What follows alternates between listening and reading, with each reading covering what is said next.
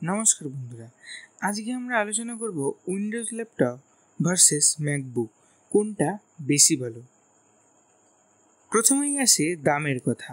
Windows laptop পাবেন 30,000 টাকা থেকে শুরু, যেখানে ম্যাকবুকের দাম শুরুই হয় 90,000 টাকা থেকে। এডিটিং সফটওয়্যারের কথা বললে উইন্ডোজে পাবেন Adobe Premiere Pro, DaVinci Resolve, Filmora সব কিছু। ম্যাকবুকে ফাইনাল কাট প্রো আছে, যেটা অনেক ইউটিউবারের ফেভারিট। পারফরম্যান্সের ক্ষেত্রে ম্যাকবুকের M1 অথবা M2 চিপসেট অনেক স্মুথার এক্সপিরিয়েন্স দেয়, বিশেষ করে 4K এডিটিংয়ের জন্য, কিন্তু হাই এন্ড উইন্ডোজ ল্যাপটপও পিছিয়ে নেই।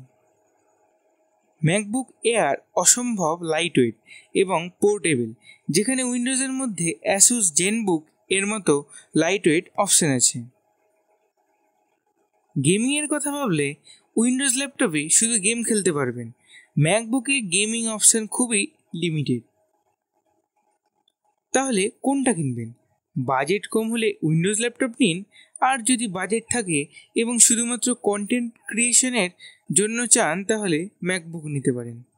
কোনটা আপনার পছন্দ কমেন্টে জানান, আর ভিডিওটা লাইক ও শেয়ার করতে ভুলবেন না।